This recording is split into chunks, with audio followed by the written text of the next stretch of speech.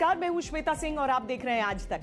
देश में कोरोना की वैक्सीन लगनी शुरू हो चुकी है, लेकिन अर्थव्यवस्था को पहली वैक्सीन लगेगी बजट के जरिए। कोरोना की वैक्सीन से अलग इस आर्थिक वैक्सीन के ह्यूमन ट्रायल नहीं हुए हैं, इसीलिए यह वैक्सीन कितनी प्रभावी होगी इसका आकलन तो बजट के बाद ही होगा। आइए बजट से पहले हम उसका पूरा आकलन पेश करते हैं श्वेत पत्र में। कोरोना से लड़ाई में बहुत कुछ छूट गया। हाथ का पैसा छूटा, नौकरियां छूटी, व्यापार कारोबार से ग्राहक छूटे, असर सब पर पड़ा। लेकिन मध्यम वर्ग के लिए तो जैसे हिम्मत का दामन छूट गया। जर्जर अर्थव्यवस्था की दीवार पर खड़े देश में परिस्थितियां असामान्य हैं। बजट भी सामान्य नहीं हो सकता। अर्थव्यवस्था को सुधार का सीमेंट चाहिए, टूटे हुए मनोबलों को सहारे की वैक्सीन चाहिए। 40% ग्रोथ पे है, बाकी आप 60% कह सकते हैं कि जो है अभी मार्केट जो है नीचे। कोविड-19 की वजह से आर्टिजन्स और क्राफ्ट पीपल को बहुत मुश्किलों का सामना करना पड़ा। बजट में अभी कैसा है, कोरोना से पहले जो बिजनेस था सभी लोगों को बिजनेस अभी बहुत, ये मुझे विश्वास है शायद बजट किसानों के हित में ही आएगा। पे बहुत ज़्यादा सिकल लोगों ने 3-4 महीने काफ़ी परेशानी के साथ गुजारे हैं और उसके कारण बहुत ज़्यादा लॉसेस हुए हैं।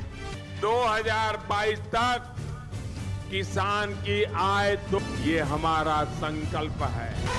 अच्छी आज़ादी हमारे लिए वही होगी जिस दिन भारत पूरी तरह से एक आत्मनिर्भर राष्ट्र बन जाएगा।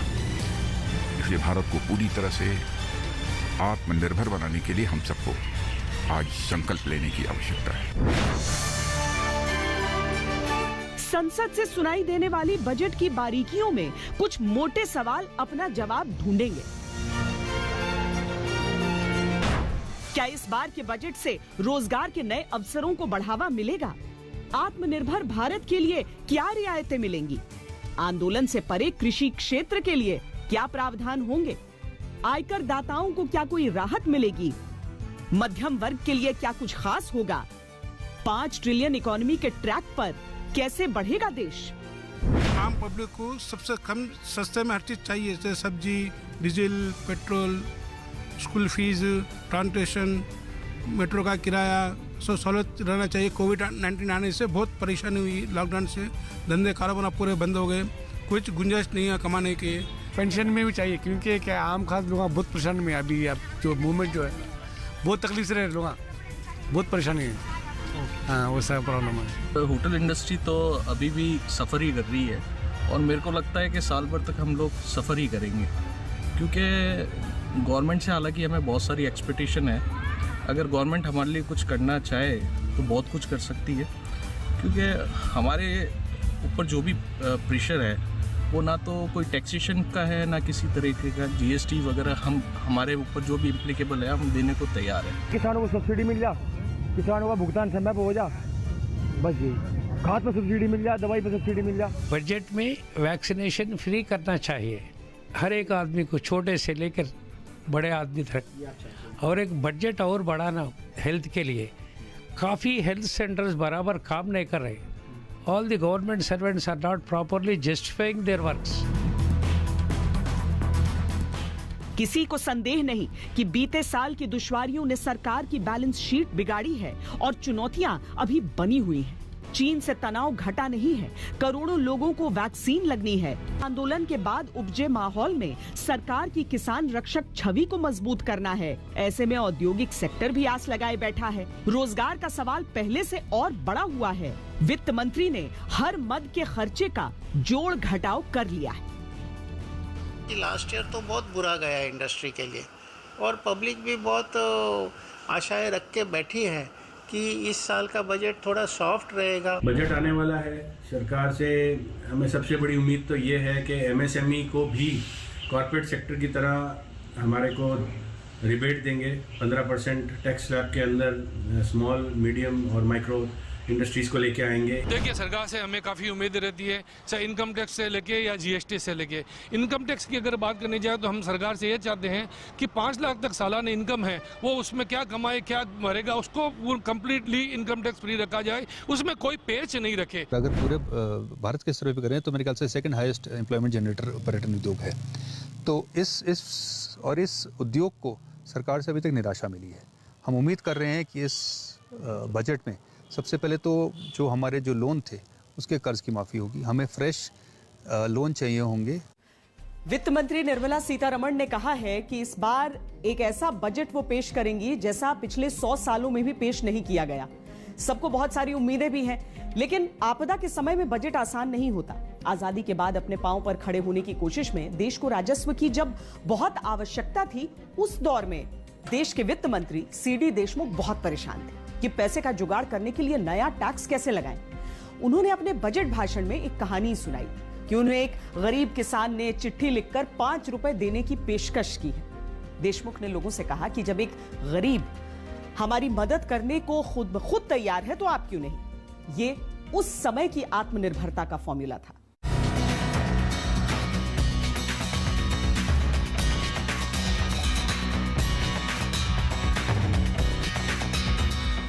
कोरोना के लिए लगा लॉकडाउन और लॉकडाउन से कराहती अर्थव्यवस्था को सरकार ने आत्मनिर्भरता का मंत्र दिया। उस दौरान ही 20 लाख करोड़ रुपए के आर्थिक पैकेज का ऐलान किया। इस आर्थिक पैकेज की विस्तार से जानकारी दी जाए। लोकल इरादों को हौसलों की परवाज दी। ये सारी कोशिशें महामारी से पीड़ित इकोनॉमी को पटरी पर लाने की थी, लेकिन जानकारों का मानना है कि अभी अर्थव्यवस्था को लंबे इलाज की जरूरत है। इंफ्रास्ट्रक्चर पे बहुत जोर देने की आवश्यकता है। जो हमारा जो वर्तमान जीएसटी की 18% दरें हैं उनको हमें 5% लाना होगा। हमें किसान के लिए उनकी इनकम को डबल करने के लिए जो माननीय प्रधानमंत्री जी का सपना है, जब तक हम उच्च क्वालिटी का प्लांटिंग मटेरियल किसान को नहीं देंगे, गुणवत्ता युक्त बीज नहीं देंगे, टिश्यू कल्चर के पौधे नहीं देंगे, तो हमारी प्रोडक्टिविटी नहीं बढ़ेगी। निर्मला सीतारमण इस दफा तीसरी बार बजट पेश करेंगी। संसद का बजट सत्र 29 जनवरी से शुरू होकर 8 अप्रैल तक चलेगा। बजट सत्र के 2 चरण होंगे। पहला चरण 29 जनवरी से 15 फरवरी तक, दूसरा चरण 8 मार्च को शुरू होकर 8 अप्रैल तक। इस तस्वीर के साथ मैं दुनिया के अर्थ जगत को ये भरोसा भी दिला रहा हूं कि आर्थिक मोर्चे पर भी स्थितियां अब तेजी से बदलेगी। से कोरोना की वजह से बजट प्रक्रिया में पहले ही बदलाव आ चुके हैं। आजादी के बाद से हर साल कागज पर छपते आ रहे बजट दस्तावेज पर भी कोरोना का ग्रहण लगा। संक्रमण के डर से इस बार बजट को कागज पर नहीं छापा जा रहा। सभी संसद सदस्यों को इस बार बजट के दस्तावेजों की सॉफ्ट कॉपी मुहैया कराई जाएगी। बजट सत्र शुरू होने से पहले लोकसभा स्पीकर ओम बिरला ने संसद के अंदर सारे प्रोटोकॉल्स का जायजा भी लिया। वित्त मंत्री निर्मला सीतारमण के सामने चुनौती बड़ी है। देश की विकास दर 2 तिमाही से माइनस में चल रही है। 2020-21 की पहली तिमाही में विकास दर -23.9% थी। दूसरी तिमाही में सुधरी तो जरूर, लेकिन -7.5% ही रही। देश में जब संपूर्ण लॉकडाउन लगा तो उद्योग धंधों और निर्माण कार्य की रफ्तार पर बेड़ियां पड़ गईं। वित्त वर्ष 2020-21 की पहली तिमाही में निर्माण कार्य -50.3% रहा तो दूसरी तिमाही में -8.6%। मैन्युफैक्चरिंग पहली तिमाही में -39.3% रही तो अगली तिमाही में 0.6% पर आ गई। कोरोना का असर पूरी दुनिया पर रहा। मंदी की मार से विश्व के सभी देश गुजर रहे हैं। दूसरे देशों के मुकाबले भारत की अर्थव्यवस्था रिकवरी रेट थोड़ी बेहतर नजर आती है। पहली से दूसरी तिमाही के बीच इंग्लैंड में विकास दर -21.5% से -9.6% रही। भारत में यह -23.9% से -7.5% पहुंची। इटली में -17.9% से -4.7%, फ्रांस में -18.9 से -4.3%, अमेरिका में -9% से -2.9% तक विकास दर पहुंची। इस दशक का आज ये पहला सत्र प्रारंभ हो रहा है। भारत के उज्जवल भविष्य के लिए ये दशक बहुत ही महत्वपूर्ण है और इसलिए प्रारंभ से ही आजादी के दीवानों ने जो सपने देखे थे, उन सपनों को, उन संकल्पों को तेज गति से सिद्ध करने का ये स्वर्णिम अवसर अब देश के पास आया है।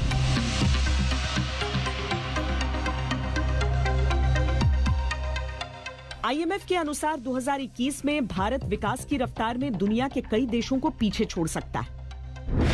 2021 में जहां चीन 8.1% की रफ्तार से आगे बढ़ सकता है, भारत 11.5 की रफ्तार से आगे बढ़ सकता है।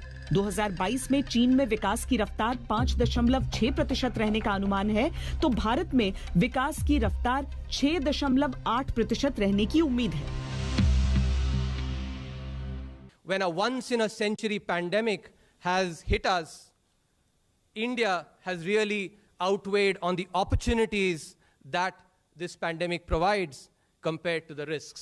2020 एक प्रकार से लगातार मिनी बजट का सिलसिला चलता रहा और इसलिए ये बजट भी उन 4-5 बजट की श्रृंखला में ही देखा जाएगा, ये मुझे पूरा विश्वास है।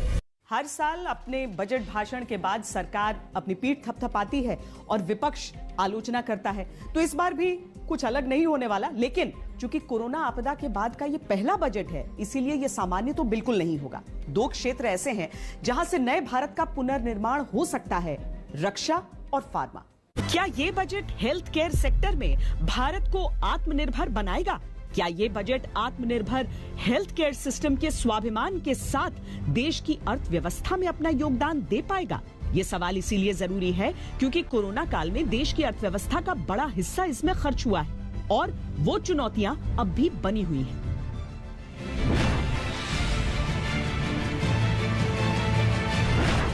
फार्मा सेक्टर करीब 40 अरब डॉलर का है।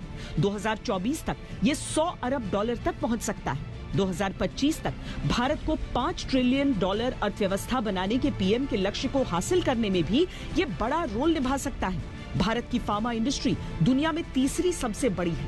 हालांकि दुनिया के दवा एक्सपोर्ट में इसका हिस्सा केवल 3.5% है। कोरोना काल में बनी वैश्विक परिस्थितियों ने जब हर देश की प्राथमिकता उसकी अपनी जरूरतें थी, हमें ये याद दिलाया है कि आत्मनिर्भर भारत का निर्माण क्यों इतना महत्वपूर्ण है।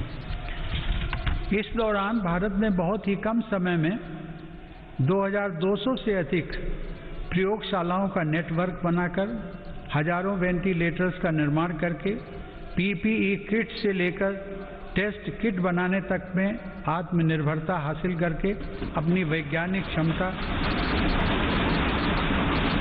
अपनी तकनीकी दक्षता और अपने मजबूत स्टार्टअप इकोसिस्टम का भी परिचय दिया है। ऐसे में फार्मा सेक्टर को भी बजट में आत्मनिर्भर बनाने वाले ऐलानों की उम्मीद है। ये सेक्टर देश की अर्थव्यवस्था को रोजगार सृजन के साथ मजबूत कर सकता है। लोगों के पास मेडिकल सेक्टर में खर्च करने के लिए थोड़ा छूट की और सीमाएं बढ़ें, क्योंकि ये अप्रत्याशित रूप से जो चीजें आई हैं वो इस बात को इंडिकेट कर रही हैं कि मेडिकल के खर्चे लोगों के बढ़ गए हैं। दूसरा, लोगों के पास बचत होनी चाहिए।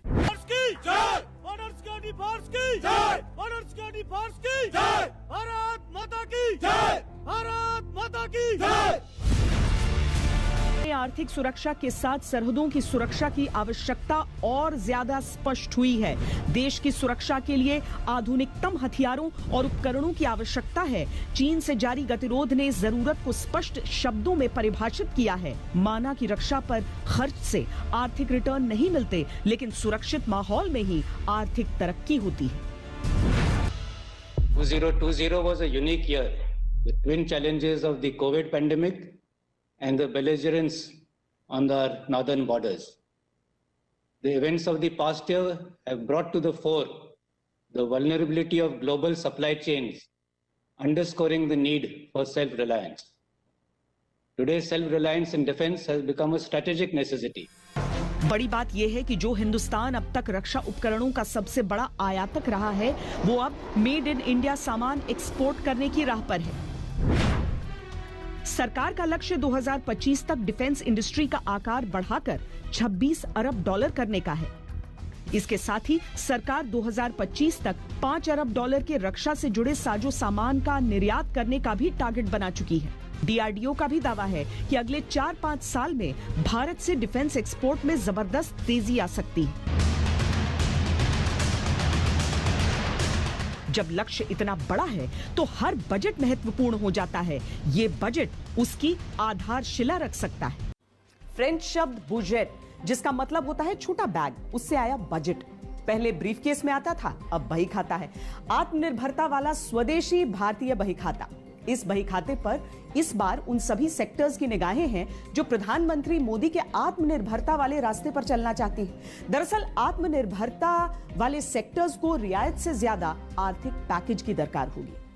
भारत की संस्कृति, भारत के संस्कार उस आत्मनिर्भरता की बात करते हैं जिसकी आत्मा वसुधैव कुटुंबकम है। कोरोना की आपदा और चीन की बदनीयती ने देश को आत्मनिर्भरता की तरफ बढ़ने के लिए गंभीरता से प्रेरित किया। भारत ने मैन्युफैक्चरिंग हब बनने की तरफ कदम बढ़ाए। लैपटॉप, मोबाइल, इंटरनेट उपकरणों के क्षेत्र में चीन पर निर्भरता की जगह आत्मनिर्भरता पर विश्वास जताया। मोबाइल मैन्युफैक्चरिंग में भारत दुनिया का दूसरे नंबर का देश बन चुका है। सरकार ने PLI यानी प्रोडक्शन लिंक्ड इंसेंटिव स्कीम शुरू की। इससे आकर्षित होकर कई मल्टीनेशनल कंपनियां भारत में निवेश को तैयार हैं। लेकिन भारतीय कंपनियों को इलेक्ट्रॉनिक चिप्स की भारी कमी का सामना करना पड़ रहा है। एक तो कोरोना के चलते निर्माण कम है, दूसरे सप्लायर्स की तरफ से 3% ही सप्लाई हो पा रही है। अगर देश को मैन्युफैक्चरिंग हब बनाना है तो इस बार के बजट में कुछ बड़े प्रावधान करने होंगे ताकि कंपोनेंट्स के मामले में भी भारत आत्मनिर्भर बने और रोजगार समेत आर्थिक विकास की दर तेजी से बढ़े। भारत को वोकल फॉर लोकल और आत्मनिर्भर भारत की जो विशद व्याख्या उन्होंने की है, make in India not only for India but make in India for the world, ये जो पूरी सोच हो, और इसलिए भारतवासी अपनी क्षमता को आगे बढ़ाएं और भारत सरकार उसको सहयोग देगी। आत्मनिर्भर भारत का सीधा रिश्ता रोजगार सृजन से जुड़ता है। ऑटो सेक्टर में भी कई बड़ी भारतीय कंपनियों ने चीन से मंगाने वाले पार्ट्स भारत में ही बनाने का निर्णय लिया है। लेकिन ये बजट ही ये भी तय करेगा कि आत्मनिर्भरता के मामले में क्या रियायतें मिलती हैं, क्योंकि इस मामले में चीन पर निर्भरता को कम करना आसान नहीं है।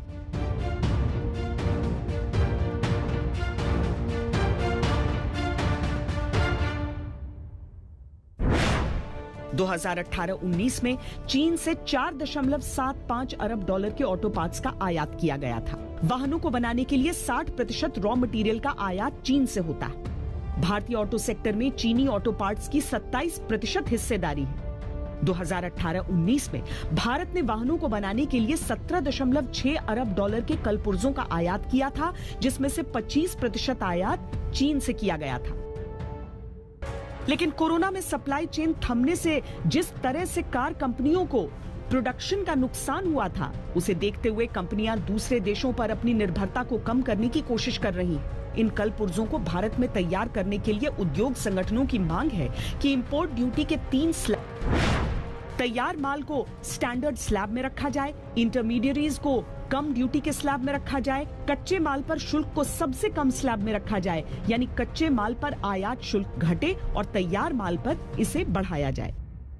सबसे ज्यादा चैलेंज है वो है कम रेट ऑफ इंटरेस्ट के ऊपर फंड को लेना, और आज जब NBFCs एक क्राइसिस से निकल रहे हैं, आत्मनिर्भरता स्वाभिमान के साथ भारत में निवेश को बढ़ावा देने, रोजगार सृजन और अर्थव्यवस्था को तीव्र गति से बढ़ाने का मंत्र है। लेकिन बजट में इसके लिए विशेष प्रावधान ही इसे सफल बना सकते हैं।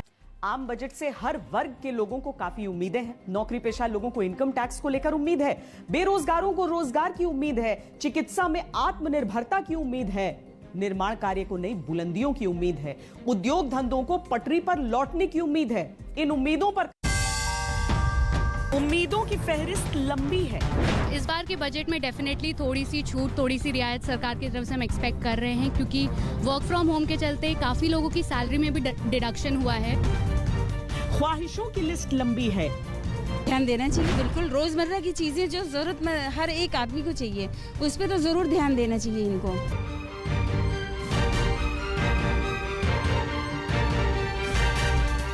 वुमेन एम्पावरमेंट के लिए मैं बोलना चाहूँगी कि जो जॉब्स वगैरह है वो थोड़ा सा और बेटर होनी चाहिए। कोई महंगाई से निराश है,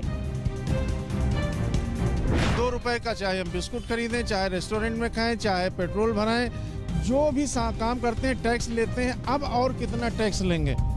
कहीं इनकम टैक्स में रियायत चाहिए। टैक्स को लेकर के आम आदमी जो नॉर्मल एक आम आदमी है वो बहुत ज्यादा घिरा हुआ है। वर्क फ्रॉम होम करने वालों के लिए टैक्स में एग्जम्पशन की संभावना हो सकती है। कहीं रियल एस्टेट में किफायत चाहिए।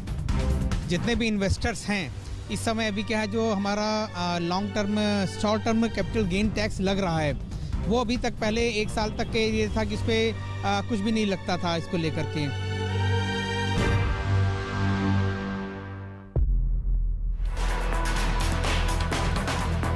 जानकार मानते हैं सितंबर 2020 के बाद से अर्थव्यवस्था ने करवट ली है।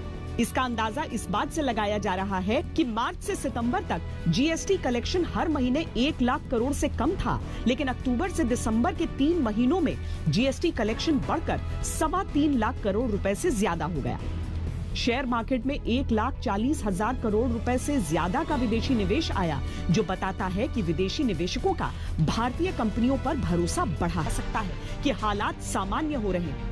धीरे धीरे ही सही, लेकिन इकोनॉमी संभलने लगी है, लेकिन ग्रोथ अभी भी जॉबलेस है। इस बजट में बेरोजगार बड़ी उम्मीद के साथ वित्त मंत्री से अपने पिटारे से ऐसी जादुई छड़ी घुमाने की उम्मीद कर रहे हैं कि देश के अलग अलग सेक्टर्स में नौकरियां मिलनी शुरू हो जाए। जो लॉकडाउन के कारण जो गिरावट आई है उसमें थोड़ी रिकवरी भी मेरे को लग रहा है कि रिकवर कर रहे हैं, बाकी धीरे धीरे और रिकवर कर जाएंगे इसमें।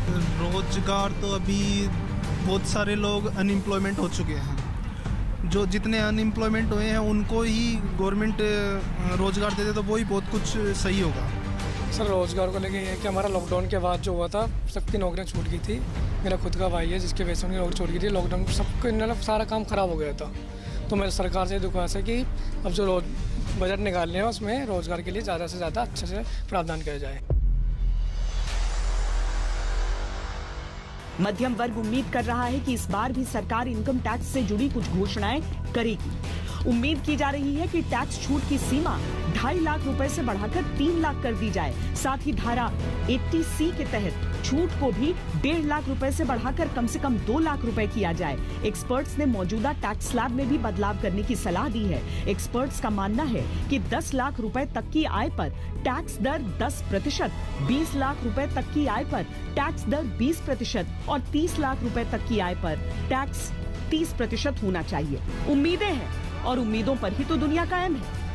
काफ़ी ज़्यादा कंपनी कॉस्ट भी बच रहा है, तो I expect as a citizen, as a working person कि थोड़ी बहुत छूट मिले हमें टैक्सेस में, सो दैट बाकी खर्चे हम मैनेज कर सकें उसके साथ। टैक्स का तो बिल्कुल मुझे लगता है जो छूट दी जा रही है बहुत अच्छी छूट दी जा रही है। इस समय जितने भी लोगों को टैक्स दिया छूट दिया जा रहा है, मेरे ख्याल से स्टैंडर्ड डिडक्शन ही 50,000 का दिया जा रहा है। तो 5 लाख तक वैसे इनकम टैक्स फ्री है, तो वो तो इतना ठीक है काफ़ी। इनकम टैक्स में जो छूट सीमा है उसको बढ़ाकर 5 लाख किया जाना चाहिए। कोरोना की वजह से दुनिया को एक नया वर्क कल्चर देखने को मिला, वर्क फ्रॉम होम। कई इंडस्ट्रीज ऐसी हो गई हैं जो अब स्थायी तौर पर वर्क फ्रॉम होम कल्चर को अपना सकती हैं। ऐसे में ये संभावना जताई जा रही है कि सरकार की ओर से ऐसे कल्चर को प्रोत्साहन देने के कदम उठाए जा सकते हैं। वर्क फ्रॉम होम एक बहुत प्रैक्टिकल सॉल्यूशन साबित हुआ है, तो उसको मोटिवेट करने के लिए वर्क फ्रॉम होम करने वालों के लिए टैक्स में एग्जम्पशन की संभावना हो सकती है। देश में कोरोना का कहर अब भी बरकरार है, लेकिन अब इससे लड़ने के लिए टीकाकरण कार्यक्रम शुरू हो चुका है। पर देश में लोगों को टीका लगाने का खर्च सरकार पर भारी भरकम बैठ रहा है। यानी वित्त मंत्री को करीब 60,000 करोड़ रुपए का अतिरिक्त बंदोबस्त करना है। जानकारों का मानना है कि ज्यादा टैक्स देने वाले करदाताओं से ही इस राशि को जुटाया जा सकता है। वैक्सीनेशन की वजह से देश का एक्सपेंस या खर्चा बढ़ेगा, तो शायद ज्यादा पैसे वाले लोगों पे वेल्थ टैक्स की लगने की संभावना हो, या टॉप स्लैब इनकम टैक्स वालों पे शायद हायर टैक्स या सेस लगने की एक संभावना है। एविएशन सेक्टर को कोविड-19 की वजह से बड़ा नुकसान उठाना पड़ा था। क्रेडिट रेटिंग एजेंसी ICRA की एक रिपोर्ट के अनुसार एविएशन इंडस्ट्री को अपनी क्रेडिट रेटिंग और नुकसान से उबरने के लिए 2021-22 के दौरान 37,000 करोड़ के अतिरिक्त धन की आवश्यकता होगी। ऐसे में एयरलाइन कंपनियों को उम्मीद है कि सरकार कोई ऐसा कदम उठाएगी जिससे इस मसले को हल किया जा सके। क्या इस बजट से प्रॉपर्टी को बूस्ट मिलेगा? क्या घर खरीदारों को राहत मिलेगी? क्या अफोर्डेबल हाउसिंग को बढ़ावा दिया जाएगा? ये सवाल है रियल एस्टेट सेक्टर के। रियल एस्टेट को उम्मीद है कि इनकम टैक्स एक्ट 80C के तहत टैक्स छूट का दायरा बढ़ाया जाएगा। मौजूदा समय में इस एक्ट में फिलहाल 1.5 लाख रुपए की छूट मिलती है। इसके तहत होम लोन प्रिंसिपल पर छूट मिलती है। उम्मीद की जा रही है कि होम लोन ब्याज पर भी टैक्स छूट बढ़ाई जाए। इसके अलावा रियल एस्टेट सेक्टर सरकार से GST में ज्यादा राहत की उम्मीद भी रख रहा है। गृहिणियों को उम्मीद है कि सरकार रसोई के बजट को ध्यान में रखते हुए कदम उठाए।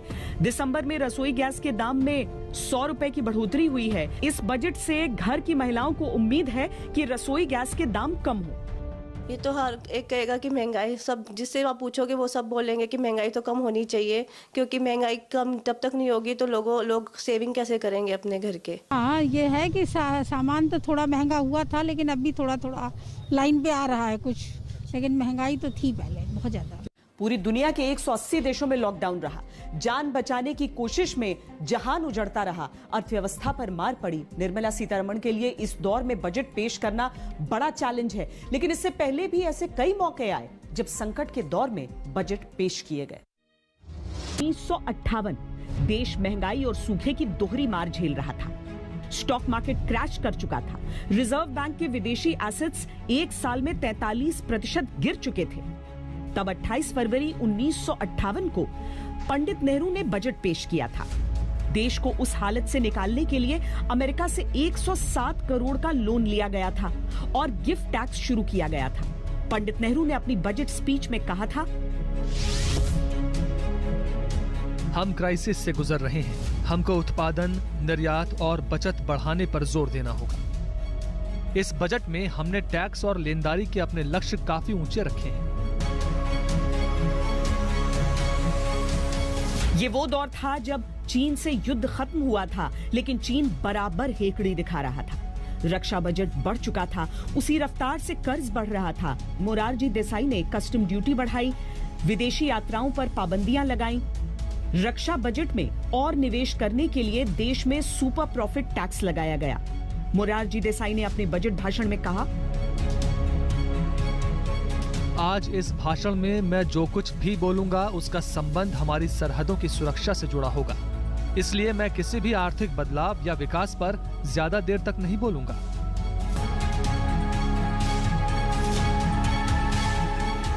उन्नीस 1973 के तेल संकट के बाद लगातार 2 साल से महंगाई बढ़ रही थी। बारिश हो नहीं रही थी, औद्योगिक विकास रुका हुआ था।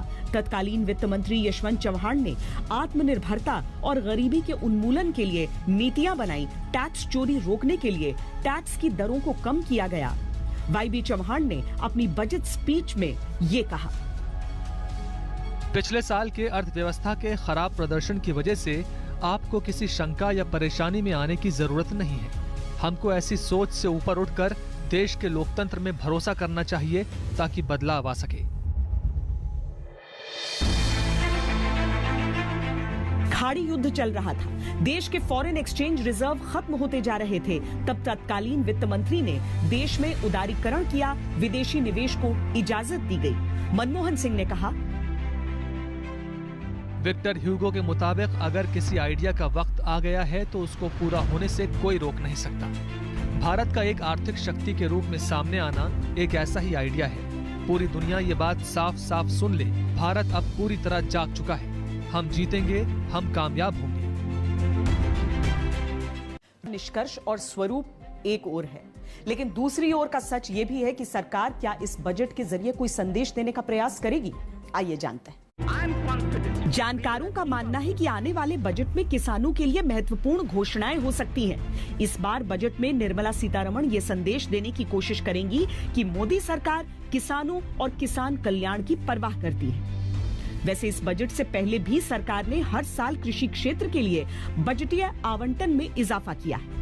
2019-20 के लिए कृषि बजट एस्टिमेट करीब 1,51,000 करोड़ रुपए था, जो अगले वित्त वर्ष 2020-21 में बढ़कर लगभग 1,54,000 करोड़ रुपए कर दिया गया।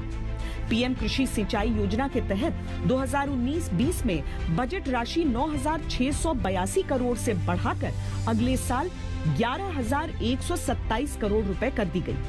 पीएम फसल बीमा योजना के तहत 2019-20 में बजट राशि 14,000 करोड़ रुपए से बढ़ाकर अगले साल 15,695 करोड़ रुपए कर दी गई। उम्मीद की जा रही है कि इस बार भी कृषि बजट में बढ़ोतरी होगी।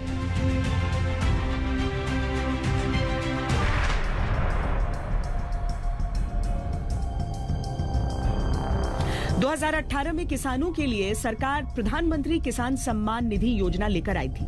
इसके जरिए 2 हेक्टेयर से कम जमीन वाले किसानों को सरकार आर्थिक सहायता प्रदान करती है। इस योजना के तहत सभी छोटे और सीमांत किसानों को हर साल 6,000 रुपए सीधे उनके खाते में पहुंचाए जाते हैं। इस बजट में उम्मीद की जा रही है कि किसान सम्मान निधि की राशि बढ़ाई जा सकती है। मौजूदा समय में पीएम किसान सम्मान निधि योजना के 11 करोड़ 47 लाख लाभार्थी हैं।